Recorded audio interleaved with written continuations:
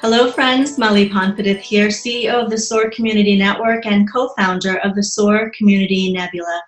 Our goal this year is to bring to you 1,000 champions of change and community builders from all over the world, and I'm delighted to bring to you today Juan Carlos Ortiz. Thank you so much, Juan Carlos, for being with us.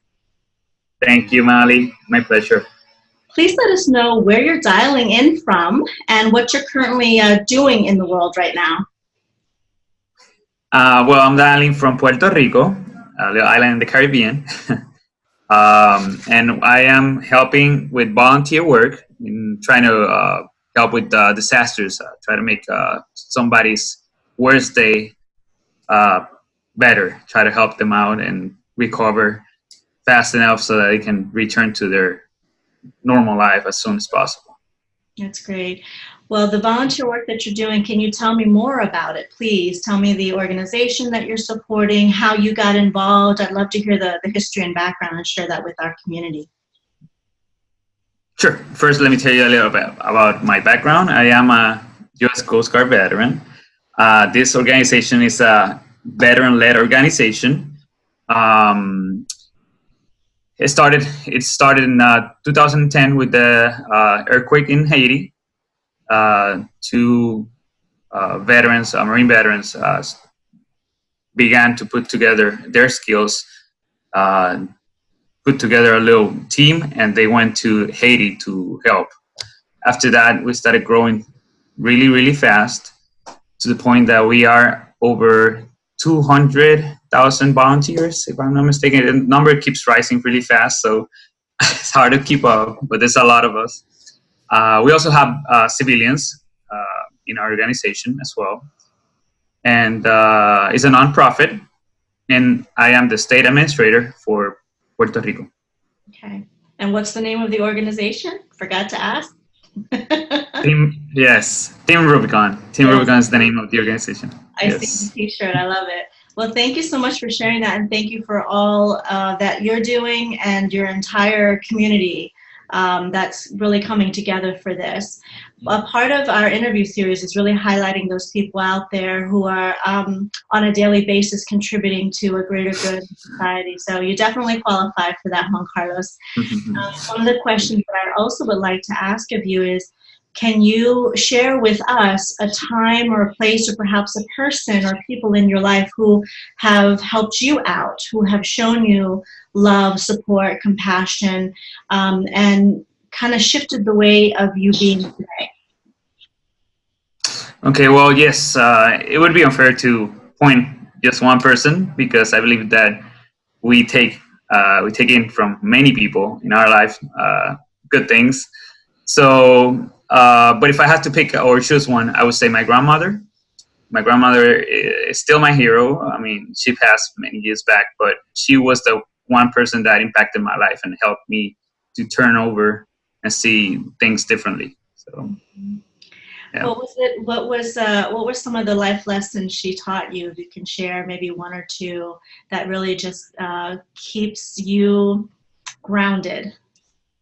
Yes, well, I would say empathy. She was very empathetic. I would say justice. She had a great sense of justice.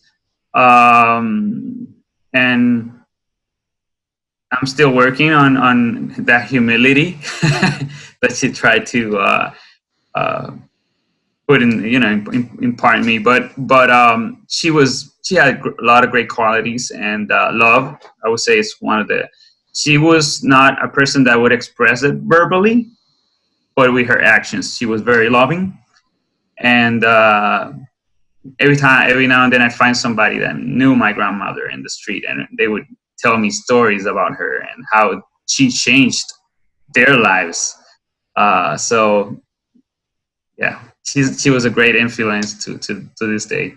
I was going to say, that's the kind of legacy that you definitely want to continue on when you're not here, when people are still talking about you in such loving ways. So, yes. Hello, Grandma, wherever you are. Yes. You spend a lot of time, obviously, with this volunteer work that you're doing, and also the work that you do on a daily basis with really strong community builders, people who care, people who go out of their way to really support a greater good. What are some of the attributes or characteristics can you highlight that's consistent with these types of folks who are really conscious leaders and compassionate souls? Well, service. I would say the spirit of service. I spend a lot of time with a lot of veteran organizations, different ones. They all of them serve their purposes, and when we join the military, because your husband is a veteran as well. When we all join perhaps for different reasons, but we learn, or some of us are built to serve. And when we get out and take out that uniform, sometimes we ask ourselves, now what? What do we do with our lives? And that's what we're trying to do with the veterans. We try to give them a purpose, help them to continue serving, because that's that's our passion, to serve, help others. And I would say that's the main attribute in all these organizations. It's just that spirit of service. That's great. When you think about your gifts and your talents and your life experiences, everything that's led you up to this point in your life, including your service as well in the military, how can you explain how you're utilizing all of those things to advance missions and causes forward? So we talked about Team Rubicon. Are there other initiatives or grassroots efforts, or maybe even just causes that really matter to you that you'd like to highlight? Wow, there's a lot of causes that really, if I had the power to address them all, I would. But my main focus right now is what I have nearest to me, which is the veterans. I feel that people have a lot of misconceptions when it comes to veterans. That's why we are trying to change that perception. People tend to see us as troubled people, tend to see us as crazies or alcoholics, and that's not who we are. I mean, if you lose your purpose, perhaps it doesn't matter if you're a veteran or not, you end up in that path. But if you continue to have a purpose in this world, you don't lose that human side. That helps you to continue to move forward and live a purposeful life. And that's what I'm trying to do, trying to help through my organization, or the organization I work for, and other organizations, try to get together and see how can we help all these communities. By helping our veterans also help other people in the community. We had a chance to, recently we were with another veteran organization painting one of the icons in the island, which is Fort El Morro. And that was a great opportunity. We've been impacting a lot of different communities throughout the island. We built up over 500 roofs in Puerto Rico after the hurricane, and 3 whole houses. We were the first ones that went to the water channels in Isabela, to clear them out of the debris, to bring water to 300,000 people. So we impact communities in many different ways. And by setting the example, I would say is the best way to help others. That's beautiful. Really, really powerful. When things have been difficult for you, Juan Carlos, in life, is there a motto that you live by, or a quote, or something that you hold on to that continues to empower and inspire you? Well, our core values of the service I used to serve and when a Coast Guard was honor, devotion, honor, devotion to duty, and respect. And that is very meaningful for me. But also, I like a quote of a Puerto Rican writer or Puerto Rican author. She is a great influence too. And she wrote that it is a translation, so forgive me if it doesn't, because she writes in Spanish. She says that it is impossible to defend what is not valued, and it is difficult to value what is not known. So that is a very powerful quote, and I believe it helps me to do more research and learn more about the things that passions me or things that I don't know about that I want to learn in order to help other people, and in order for me to value the things that we have, that who we are and where are we going and all these things. So yeah, those are two: a quote and cores of value: honor, respect, and devotion to duty. That's beautiful. One thing that it also resonated with me is not only do we want to continually learn, but the opportunity for us to teach others that a vantage point, a perspective that we have, to share it, to speak it, so that others can have a bridge to understanding, especially when it comes to cultural differences. I think that the sharing piece and the willingness to learn piece go hand in hand.